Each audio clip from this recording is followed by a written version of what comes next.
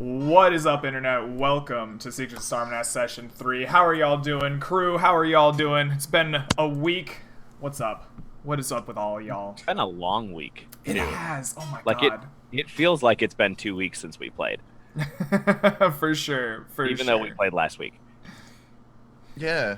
I was thinking, and I was like, what did we do last week? I'm like, sure it was last week. I can't remember. I can remember what you did last week. We did the same thing last week. You vicious mockery somebody like 3 or 4 times. Everybody. My pixie, it's my job. I guess maybe I should point out for the viewers that Tom is not with us. Sean has taken his holy quest to go forth and find the holy beans of coffee grinding and whatever else accoutrement is necessary to please his deity. So Tom is going to be roleplayed collectively by the group of us. Yes, we'll miss Sean for the week, but he will be back sometime. He'll be back next week, I'm sure. He just had like a vacation or something. So, in this long, terrible, no good week that was the interim, any fun stories you want to share, or should we just jump right into like recap and gameplay? The first recording session for the new podcast that I'm on went well. First episode, from what I've heard, it's already on Spotify. But its premiere is Monday, so you guys can check out that. It's called the League of Ultimate Questing. It's like D&D meets professional sports in the world that it takes place in. Adventuring is like the number one like NFL like sport. Little scrying eyes follow everyone around, and everybody has like a favorite adventuring team. That's so awesome. You guys can check that out at slap-studios.com. And look for it on, I think, Google and iTunes. It might be Spotify and iTunes, or Spotify and Google. I'm not 100% positive, but I'll drop a link in Twitch chat and also on the Seekers of Sarmanath Discord, which if you're not a member of, you should be. Oh, yeah. I made that. So, yeah. I got asked on stream once if there was a Discord or someplace where people could talk about... I did! could talk about Secrets of Sarmanath, and I went... No, there's not. It doesn't exist. I thought we should fix that. And so I made a Discord so that if you want to talk about the stream before it goes live, after it goes live, spoilers, whatever, it's in the, there's a link to it below Twitch and on Twitter. The link doesn't work for you, Millman. That is No, sad. your link works. Oh, okay. Other one. Alrighty. Well, check that out. Anything else going on with y'all? No, not at all. No? Streaming and streaming and work. We're the American dream right here. Yeah. We play D&D and we work. We just work. That's all we do. All right. Well, I got my working done for today. I went into the office at 5 a.m., so I'm ready. Wow. And I'm hungry because I didn't eat shit all day, and your sandwich was killing me earlier, guys. I'm living vicariously through your sandwich. All right. So, the 5 of you last session. We're in Media Res in the city of, or the town, really, more than city of Willard's Mill. You had discerned that everyone there thought it was a different day than it really was. And you had decided to engage with the crazy person and take a look at their book. After many hours of delineation in the middle of the street, you decided that you needed to steal the book from the crazy person, and enacted a very clever ruse to sneak all the way around town while Tom very gallantly took the brunt of the screaming and yelling for you all. You took the book and proceeded to head out of town, and then come back to town, and then head out of town, and then come back to town before spending the night in a nearby village, only to have your suspicions of a time loop confirmed, as after your head hit the pillow, after a night of singing and dancing in the tavern, you awake in the middle of the day as you first entered Willard's Mill. Once again, the party discussed and enacted plans in the middle of the street and in the tavern, eventually thieving or convincing Horsedog Mercer that he needed to part with his holy water, and that perhaps you needed it more than he, and took note of a young boy in the tavern who seemed to have been affected recently.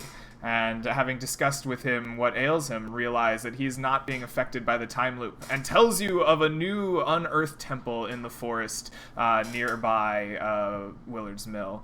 After some preparations, you head off into the forest and find the tracks of he and his daughter, arrive to find a foul cross of a man and beast hoarding over the remains of a young child, which is driven off valiantly by Tom's intimidation and Emily Pumpkin's wit and quick words, where you find the remains of some long-forgotten temple with a motif of chains and a dark figure gathered in it. You find some accoutrement and head out, and as you are leaving the forest and about to head back in town, you hear the rumblings and the roar of a beast. And you see it for the first time.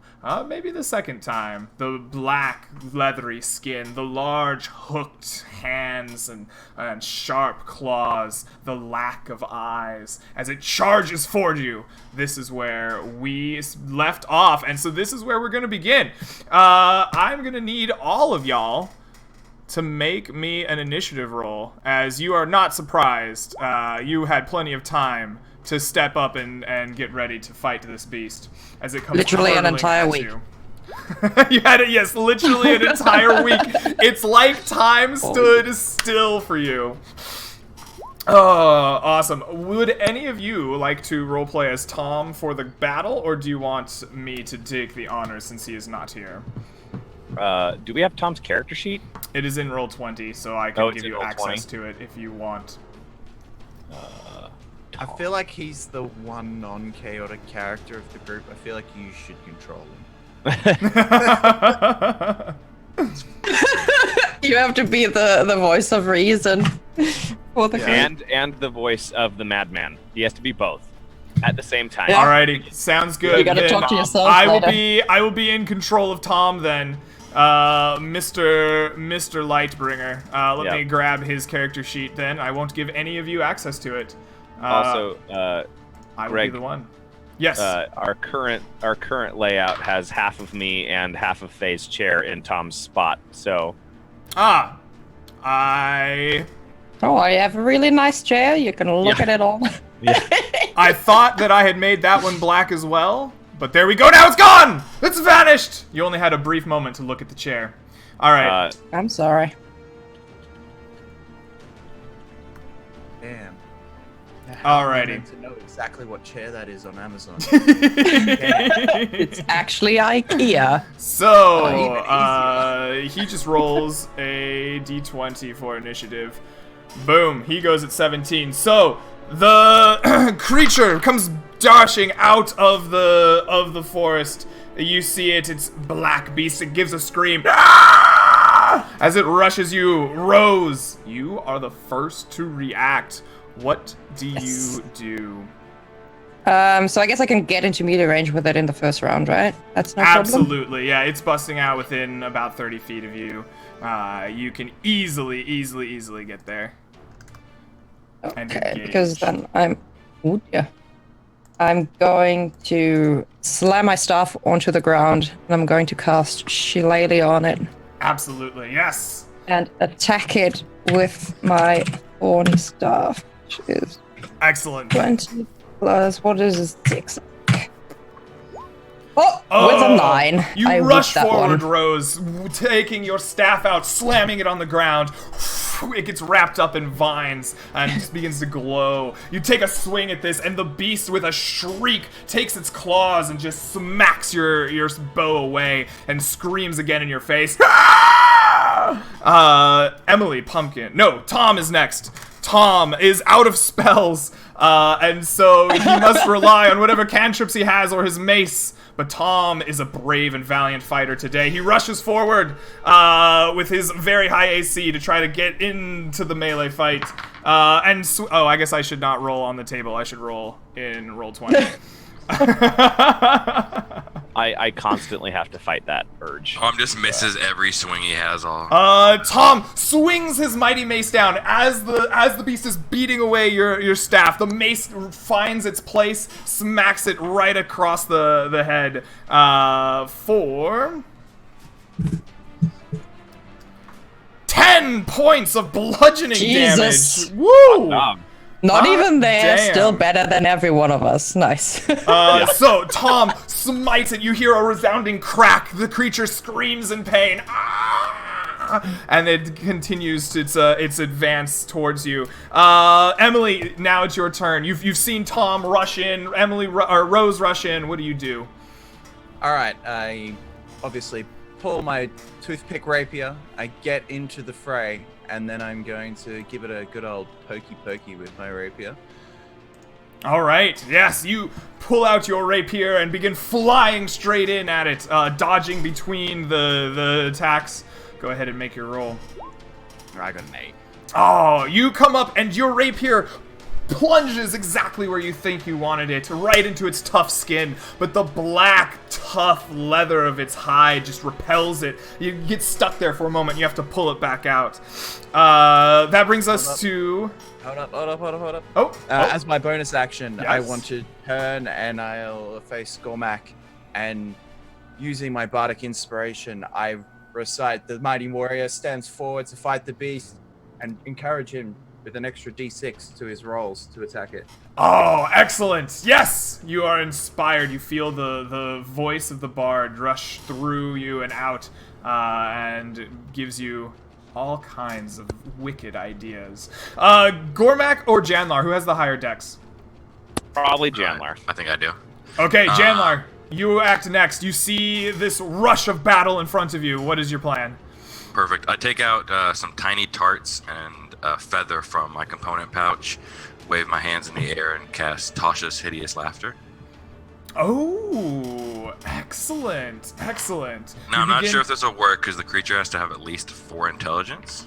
But the creature has to make a DC wisdom save, Yes, it does. and my spell save is 13. 13. Oh, you begin Oh, waving your what are the components of Tasha's Hideous Laughter? Feather and tiny tarts. You get a tiny tart out. Maybe is it the half tart that Rose ate earlier? And you get some feathers, and you begin putting them around you and doing a funny dance. And everyone around you realizes that this is hilarious, and the beast should be cackling, but it doesn't see your dance, and the spell falls inert on its black body. Gormak, what is your dex? My dex is 9. I have a -1. Okay, dex the modifier. beast goes before you as you all Yeah. rolled 3 initiative. Ah. The beast, just enraged by the sight of you, begins to swing its claws around, and I have to remember what the beast's attack is. It's +4 with its claws. It swings first at Tom, who struck it with his mighty mace.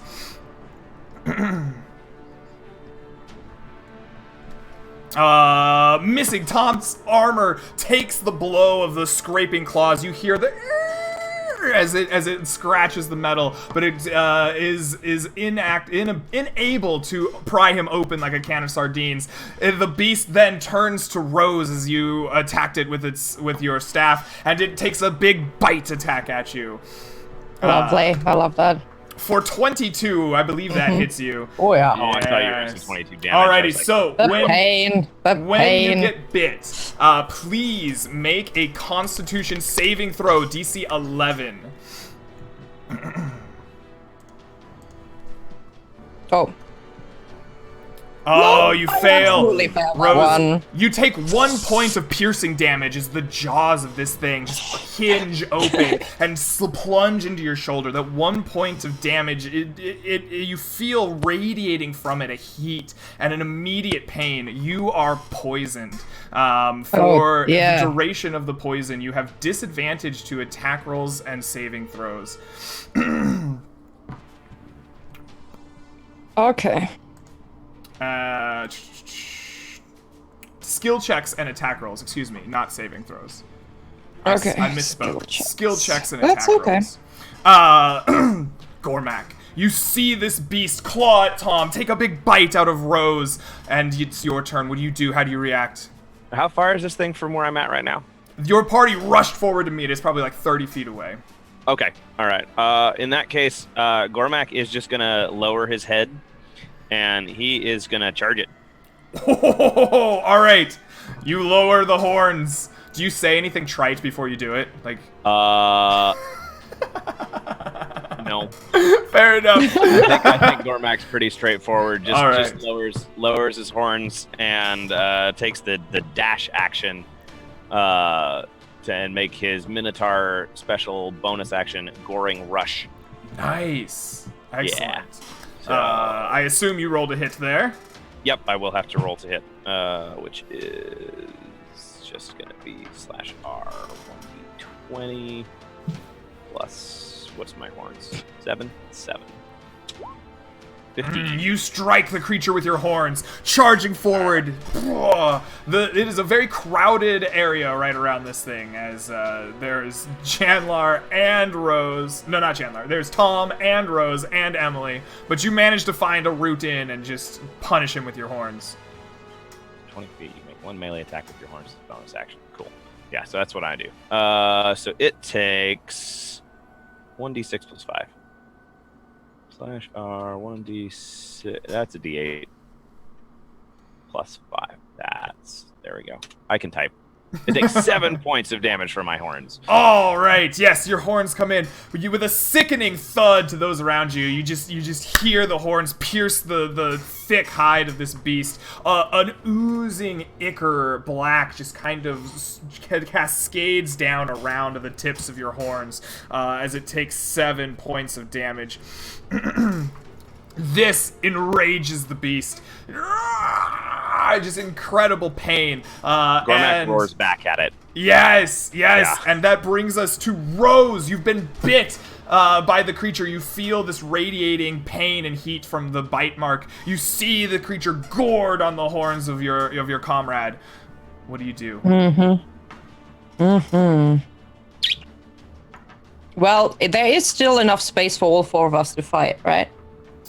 Yes, although it's very crowded. But you managed to arrange yourself around him. Well, Emily Right, doesn't because- take up a lot. Yeah, it helps that Emily can Yeah, fly that's in and true. out and is tiny. Yeah. Emily could sit on your shoulder in between rounds if need be. Right. Because then I'm still gonna try to attack even with disadvantage, I guess. Okay. Which is, 14. Yes, but a 14 is Because I enough. rolled the wrong thing. It's all right. That's all right. We can see the results here. 8 and 6 is 14. You swing your staff back around after it was batted away, and you feel the arcing pain in your shoulder. It makes you duck the attack a little bit more than you would have liked, but you still end up connecting square in the chest with this creature. For 12 damage, actually. Oh, damn! Okay. It is a resounding crack. Heard across, like it resounds across the forest. You are certain that you have hurt this thing quite a bit.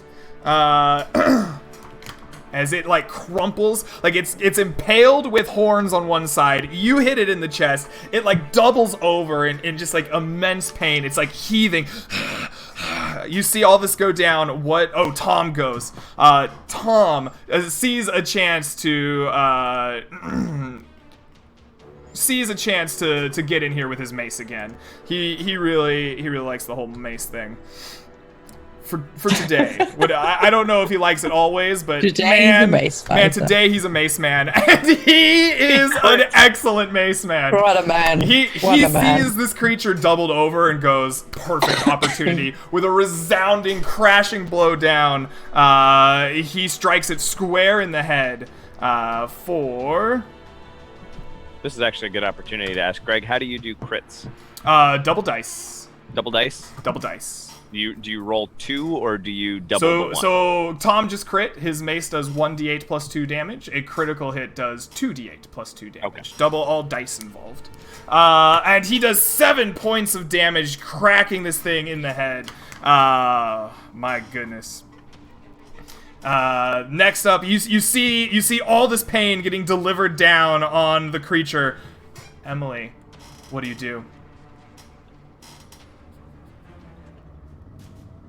All right, I get all like red-faced, and I lean back, and then I just poof it with fairy fire as my racial ability. Oh, excellent. What does it look like when you cast fairy fire?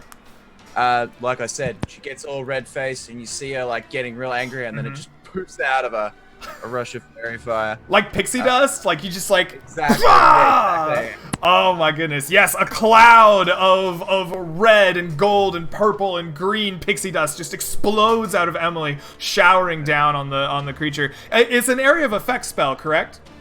I believe so. I'm just double checking. So everyone in melee combat with the creature, please also save versus this spell. It is a wisdom save. I'm double checking right now. I didn't have it on the character sheet. Just say it'll have on my character sheet. I want to say, I think it's Dex actually. It's either Dex or Wiz. For Alright. I either have a 13 or a 15, depending on which one it is. Each update in a 20-foot cube within range. I guess I could just move the cube off the party, or is it? You've got 3 people surrounding this in a big cluster of battle. I think you are definitely going to hit at least one of your party members. I will let you move it so that you choose which one, if you would like. Do I count as one, or am I sharing a square? You're sharing a square, definitely. Well, whoever I'm sharing a square with, so I feel like Gormak will cop it. Sorry, Gormak. All right, so Gormak. The dexterity saves, I got 13 with your spell save DC. Yeah, it's Dex. It will be 13, I believe, so you make it. Yeah, just. Alrighty, and the beast rolls a 5, not an 18. That's a 5. The beast is covered in this spray of pixie dust and glows brightly in an outline around them. You have advantage to strike them. Emily, is that all you were doing with your turn? Yes. Excellent, Janlar. Oh wait, no, I can turn in for my bonus action. I'll bardic inspiration our Spriggan friend, describing the mighty Spriggan as she's killing things with her shillelagh. Yes. Her advantage, so it'll cancel out her disadvantage. Awesome. Yes, Rose, you hear the inspiring, resounding words of your battle with the beast, and it grants you a rush of inspiration. Janlar, you see all this appearing before you. The beast is completely surrounded. There's no way for me to get it within melee range of it. Yeah, it's going to be very difficult for another trying to get in melee range. Fighter. I'm not really trying to cast firebolt over my tree friend. I appreciate it. So, and if I aid somebody, they already have advantage, so that wouldn't help. I can't aid A further to give her advantage after she has. That's not how it works. It doesn't stack like that. So, yeah, I guess I'm just gonna wait until.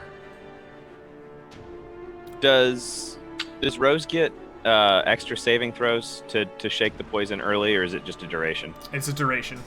Okay. All right. I was gonna say if you have guidance or something, you can try and help her shake it, but. No, yeah, I don't have that. I guess I'm just gonna try to move up closer to my party so I don't get ambushed from behind. Janlar bravely moves up behind Tom and just begins ducking back and forth away from the clouds. I think I would get behind the creature. Slap on his ass, like, get him. I think I would get behind the creature, maybe behind Rose, in case she needs to like back off for any reason. Okay, all right. You get in the catcher position behind Rose, preparing for the worst. I would just hold my action. All right, what are you holding it for? Just the way 5e works is you're gonna set a condition, like you're gonna say on X condition it triggers this response for me. So like if the creature comes within 5 feet, I slash it with my sword. Right? What are you holding your action for? What are you doing with your action?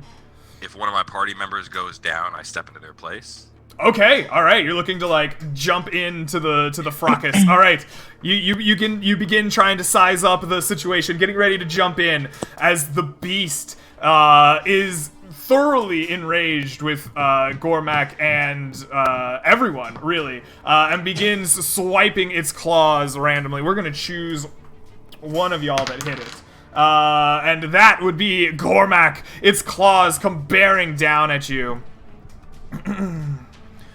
For a 12 to hit. 12 actually misses Gormak. 12 misses Gormak. The claws scrape against your beastly hide, but your Minotaur hide is thick enough that you don't feel any pain as it slashes through. And then it goes to follow that up with a mighty bite. For a 23, that's gonna get the job done. As you're stepping back to avoid the claws, it chomps down with its mighty fangs. Please make a Constitution save versus poison. Okay. So Constitution is one of Gormak's better saves, but on a D20, that doesn't always mean much. And I roll a natural 1. Oh, all right. You, sir, are poisoned. You take 3 points of damage from the bite, and you feel the burning heat radiating out from the point. You have disadvantage on skill checks and attack. Okay. Attack rolls. And I believe that brings us to your turn, Gormak. Yep.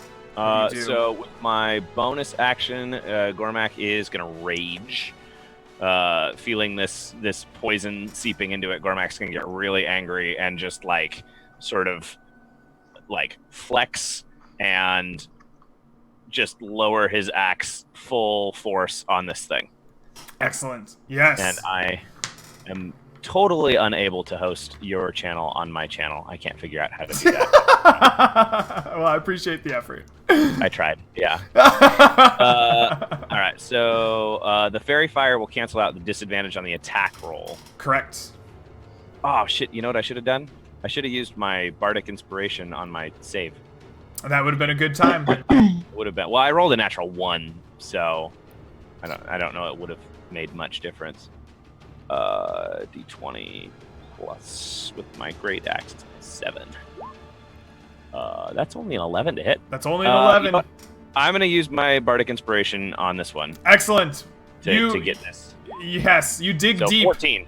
And roll 14, and you hit! All right, there we go. The words of Emily rush through you as you're swinging the axe. You swing even harder and break through its hide. That poison is affecting me a little bit, and then I remember Emily's poem, and I just get this extra little push. Absolutely.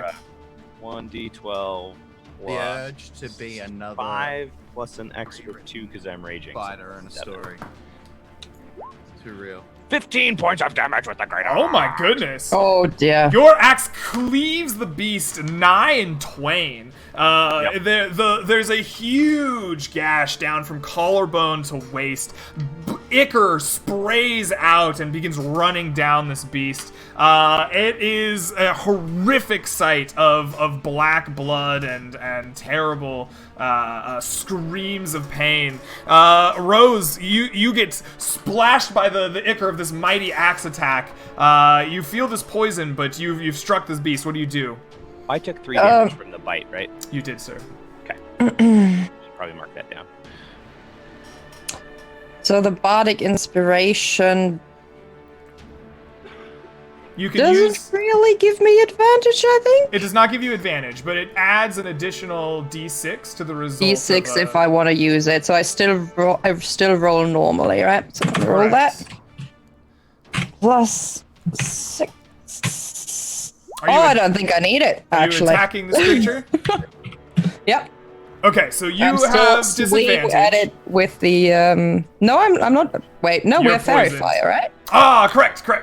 Yes. Yeah. So I roll normally, right? You've done it. You strike this creature with your shillelagh, running up for another swing. For 7 damage. Oh, you strike it. It stumbles down to one knee, screams again. Ah! Almost dead, but continues the fight. Tom, sensing the opportunity to be the mace man he always wanted to be, swings and strikes the beast. Tom rolls a d8 plus 2. For 8 points of damage, Tom winds up. He's been gored. He's been split almost in twain. Rose, you knock him down to one knee, and as he's getting up, Tom takes his mace with a baseball swing and just caves in the eyeless face of the creature, and it falls down limp, silent, dead. And as it lays there, you see the body begin to twitch, and as it comes to a rest, begins to almost melt into this black ichorish ooze on the ground. I poke the ooze with my staff and I say, "This is not natural." Don't touch that, you might get stained. It's broken. Right. I take a step back.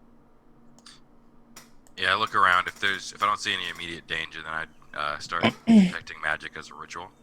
Okay, you begin setting up for your 10 minutes of ritualistic hand gestures and trancing.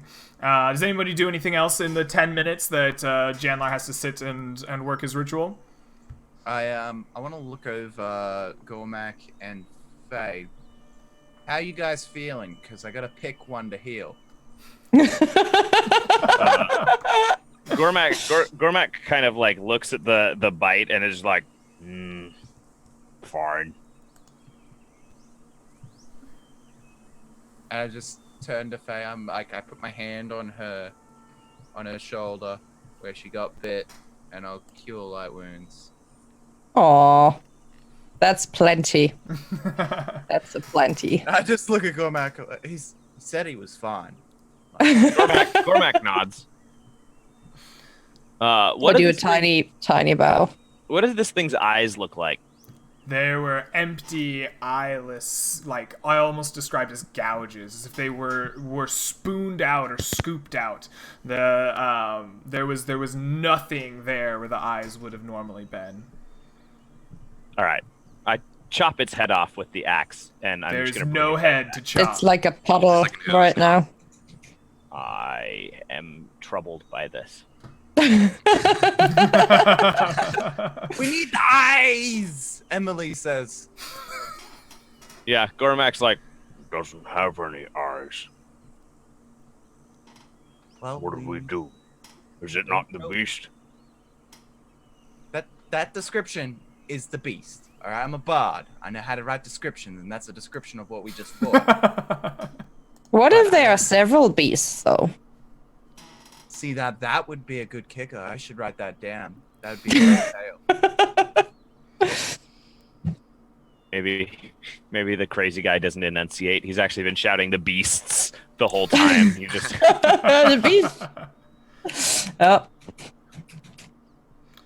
All right, so Janlar, you get done with your trance and your hand gestures. You begin detecting magic, and as you look around you, you detect the presence of magic coming from this oozing puddle. It is the same necrotic aura that you witnessed in the graveyard, and as you watch, the aura is kind of recombining and forming and swirling over the top of this ooze. You also detect magic from the candles in your possession, the dust in your possession, and the pixie in your company. Hi. Maybe we should sprinkle some of that dust on it. That's a good idea. I was thinking about trying to burn it, see if it just will burn away, but... I'm sure so Tom I wouldn't mind squint. applying fire. Yeah, so I looked at Tom, and just Tom try to burn the... I Sure. slowly move backwards. Tom begins I'll be trying to over here. determine what cantrip he has available. because Thaumaturgy should be able Tom to didn't put him surprise, I on his character sheet. Oh, if you want thaumaturgy. Oh no, I got prestidigitation. Never mind. Yeah, he's thaumaturgy. I had to go look in my Tom notes, I think. Yeah, so Tom will happily attempt to light a fire. He doesn't have fire building as a skill, necessarily, nor does he have flint and tinder. But he does have a lantern he casts light on all the time. It just has like a crystal in the middle. There's no like oil or fire. Tom will agree. He's like, yes, I will see. Has our poison worn off? Or are we still poisoned?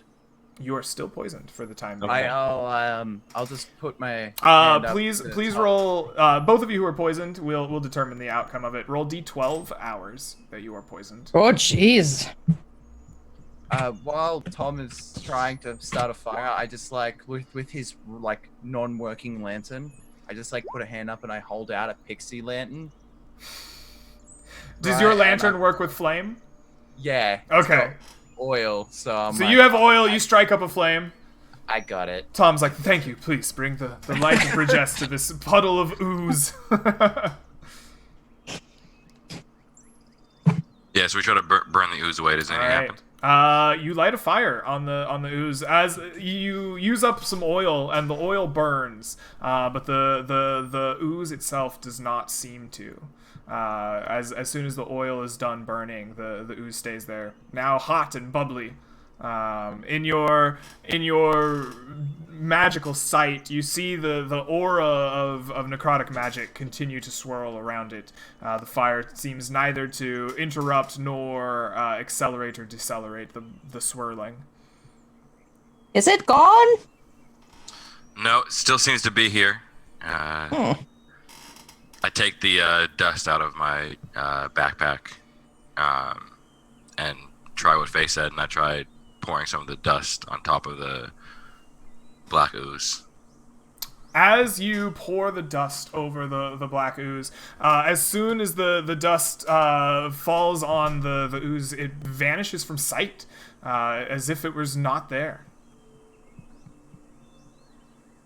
I'm pretty sure if you're gonna put anything on some ooze, it should just be dirt. Like, just kick some dirt on it. If I tap that spot with my quarterstaff, does it still make like a splashing sound? Or has it disappeared? You know? slap the spot where the dust has just fallen, and you do indeed hear a splooshing, splashing sound. Whoosh! But you see nothing. As if It's has still here. gone. It's just invisible. Well, we wasted some of that visibility dust on the ooze. Oh. You look, and there's about half a bag left. A dead. Almost as That's if all right. there's exactly 2 castings of this. I was gonna say that's probably at least enough to make Emily invisible twice, even with only half the bag. Do you really want me to go invisible? I feel like that's a bad time. Well, there's probably not enough to make Gormac invisible anymore. So It's magic. yeah. It'll be fine. Yeah, I can't think of. I don't know. I don't know what to do with it. I don't want to touch it though. Should we see if we can scoop it into a water skin? It's not Or going to should we leave it here? I don't think you should drink it. I agree. It's probably a bad idea. I fear leaving a necrotic aura out in the forest. Can Gormac like?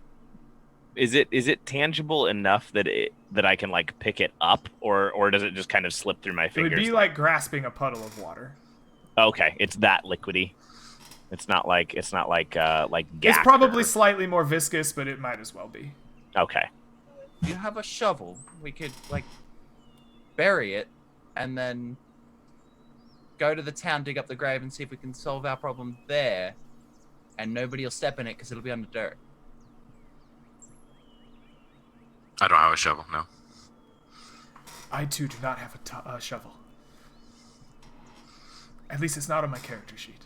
I have a very bare bones character sheet.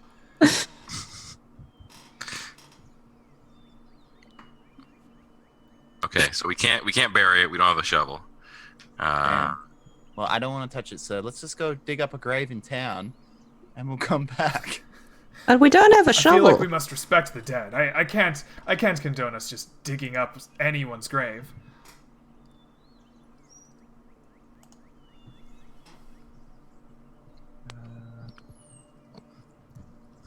Come, But it's somebody's grave who doesn't belong on the graveyard, right?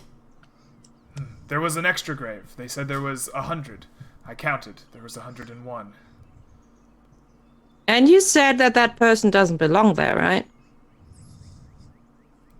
I don't know if Tom came to that conclusion or not. I have to remember. We assumed, yes. I think he's like last time we established that he was trying to figure out whether that person belonged, like There whether was was an that person unmarked- not belonging there. There is 100. According to the townspeople, they told you there were 100 gravestones marked from the time of the war, the time of the awakening, right?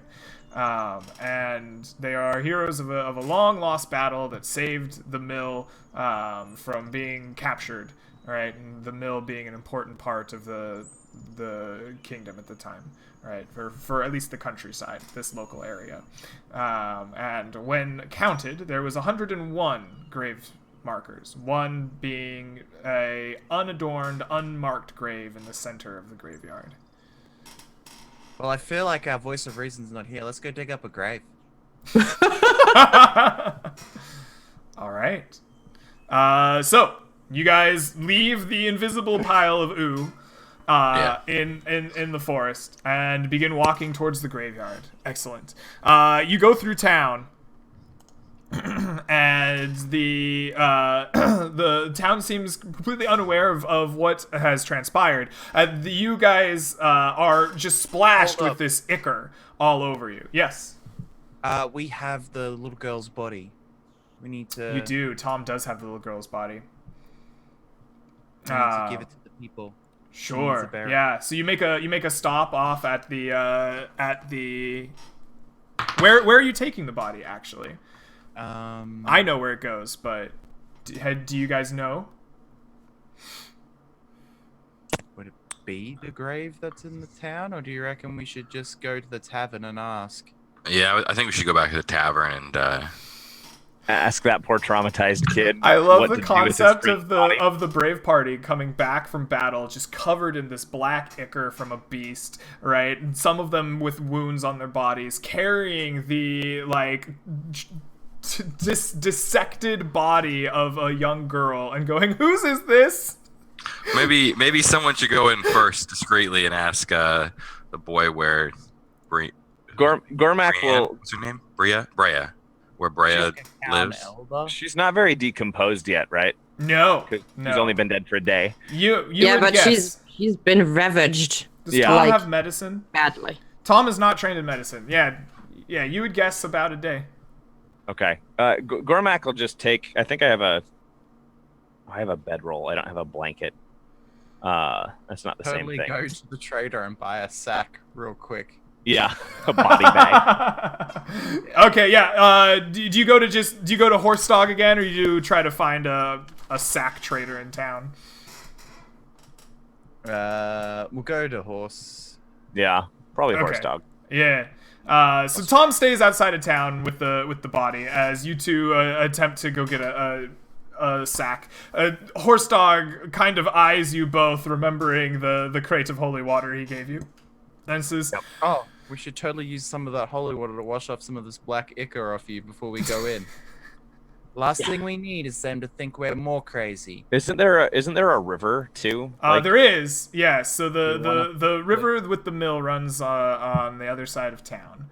Do you want to put this stuff in the so, river, like- though? It's their drinking water. There's also probably their shitting water.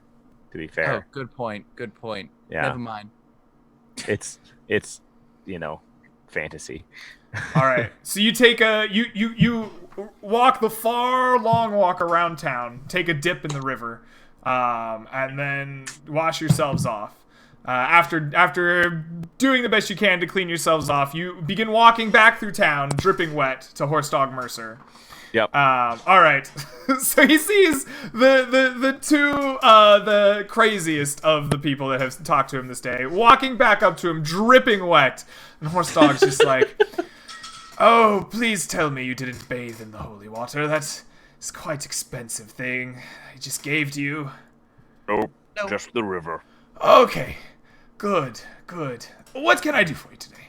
We need a sack and a shovel. A sack sacks. and a shovel. 2 sacks and a shovel. Any sack will do. What kind of sack do you need? I have a few of these supplies. I've bought a shovel or 2 from towns. Big enough for an adolescent girl's body. Whoa! Cormac! What? Oh, I really wish there were real seekers here. Oh, We are real seekers. look, I don't want any trouble with you. If I give you a shovel and forget I heard that, will you go bury the body somewhere and just never come back? I don't need to be an accessory to this, but I don't need any trouble here. I need to move on from Willard's Mill as soon as possible. Do this? Right. You didn't do anything. Of course, young seeker. Of course. Let me get that shovel. And, dare I ask for? Nope. You know what? You get a shovel and a sack. They're cheap. I can replace them. And he walks back into his wagon and messes around for a bit and comes out with 2 large burlap sacks and a like old wood shafted iron shovel. Says, here, Thank you. go about your day. Try not to very kill much. anyone else. Gormac like rummages in a bag and hands Horstog a gold coin and goes, "Here, this is for your trouble." Excellent. Thank you very much. You're quite generous. He puts it in his pocket and takes out his eyepiece as if he was going to look at it, then just puts that back too, and and kind of gives you the whole shake of the hand, says, excellent. As we're walking back to the party, I'm like, Gormac, What? you're not meant to tell people that we have a body until, like, we're meant to tell them. Like, come on, now he knows, and what if he tells somebody and then they think we killed the girl? Well, what if he'd given us a bag that wasn't big enough? I guess you're right. We had to know how big it needed to be. Well, at least we got 2 now, so we don't have this awkward conversation next time. Gormac nods. Right. All right, and with that, you arrive back with the rest of the party. You have the sacks and a shovel. You put the body in the bags and walk into town. All right. Does it fit in just one bag, or do we have to use both? It will fit in one bag. Okay, cool. Yeah. A backup sack. Yeah, excellent. You have a backup body bag. Yeah. Gormac walks into town looking like Krampus. The Minotaur walks out of the forest with a giant sack just filled with anonymous things. This causes a little bit of a stir in town as they look at you, but, you know, you've been flashing your seeker badge around, and they generally kind of just are keeping a wide eye. Horstog, you see, looks at you with just, like, a vacant expression. Like, color drained from his face. Where y'all going? I think the graveyard. Yeah, is there a town elder or a mayor? Yes, you've not asked around and found one, but if you take the time to pull a citizen or two aside, you will indeed find the town elder is an older dwarf woman named Brunhild. She is plainly dressed in leathers, knotted and corded. Her long hair is tightly braided in much the same fashion that Bran's hair was braided at the ceremony. A very formal look. Lines touch her eyes, and her hands have a weathered, used look to them, but otherwise seems very unaged almost. She has just the touch of age to her, but is otherwise almost like Aes Sedai looking, as if you couldn't put an age on her. She takes stock of the 5 of you with your sack and says, yes, I had heard there were seekers in town. What can we do for you here in Willard's Mill? Just real quick to the party, are we actually telling them that we found a dead girl? Like, I think we should just ask where. She should be forever known as a missing child in a milk carton. I think we should ask where her family is so we can bring the body back to the family. Okay. I turn to the lady and I'm like, what was the little girl's name? Does anybody remember? Brea. We're looking for the family of the child named Brea. Ah, Brea. precocious little girl. You'll be looking for the seamstress. The mother's name is Magdalene. They live about 4 blocks down from the inn. You couldn't really miss them. She has lots of different clothing items that she's been working on hanging out front for those to peruse, as if you will. Little shop of her own. Okay, thank you. And just one more thing. What's the day today? Oh, why, it's the first day of harvest. Thank you. Yes, And I was of like, course. let's go. Sorry, I turned to the party. I'm like, sorry, I just had to check, okay? Gormak nods. Sensible. All right, so you make your way down the block. You find the seamstress's house. Sure Does enough, she have a garden behind her house? you take a little stroll around, and you find that there's no like gardens as you would think of here, but there are like potted plants that with herbs and some like small homegrown vegetables in little clay pots that are left kind of around the back of the house. There's a series of them, but no one. As you look around, you kind of get the feeling that the bulk of the farming and the growing is done outside of town proper, in the fields. They're mostly wheat growers here. She just has Emily, do you think we should get the boy to tell her what happened? I guess if Tom can drag him out of his house. I mean, you could drag him out of his house, but I don't think it'll be the same. I do have an extra sack.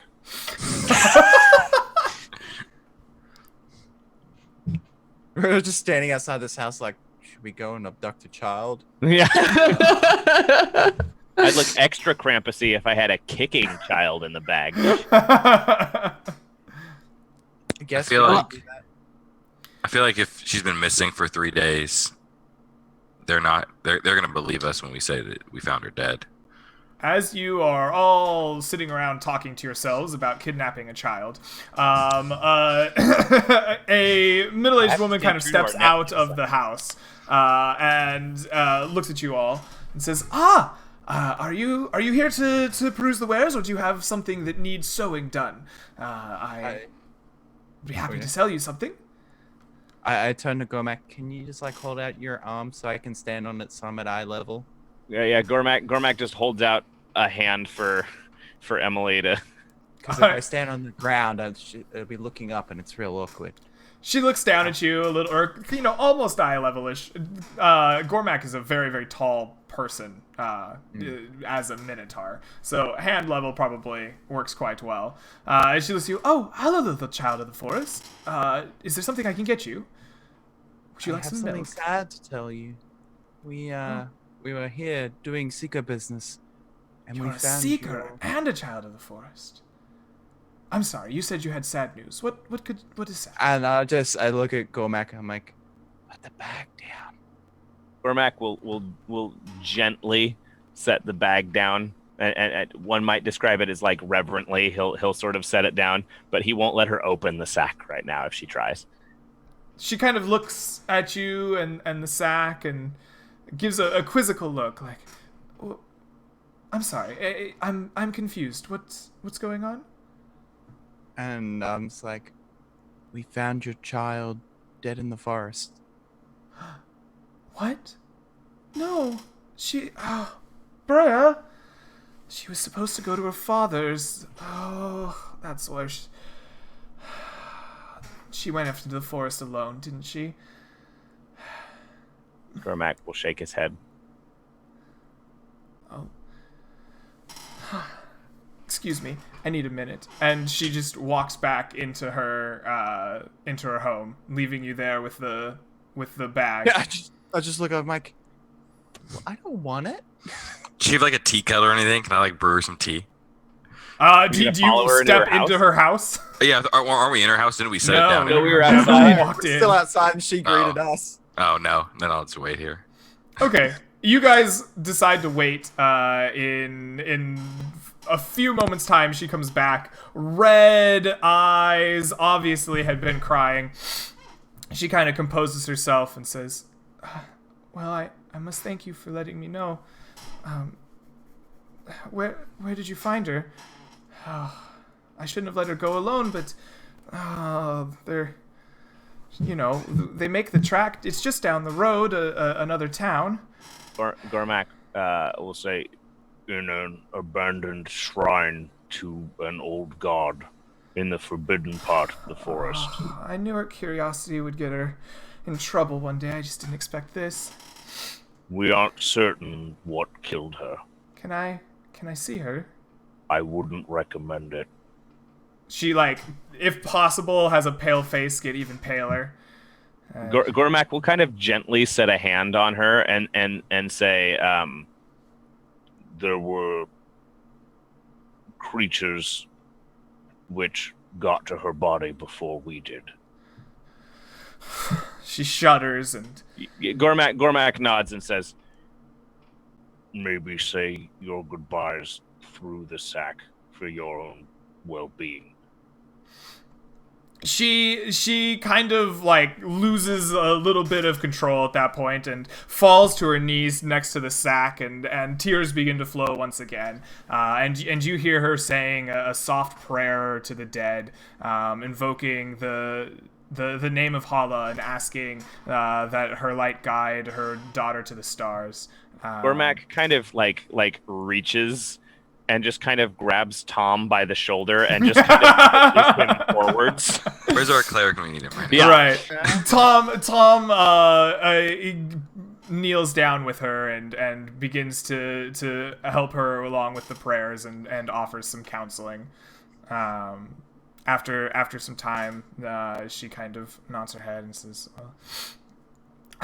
we'll need to have a burial then. Gormak nods. I believe the graveyard would work. I don't have money for a plot. We often cremate our dead in the evening ritual in the way of Briges. Tom kind of nods his head. He says, "Would you perform that this evening for me?" Tom again nods and says, "Yes, of course. I would help in any way I can.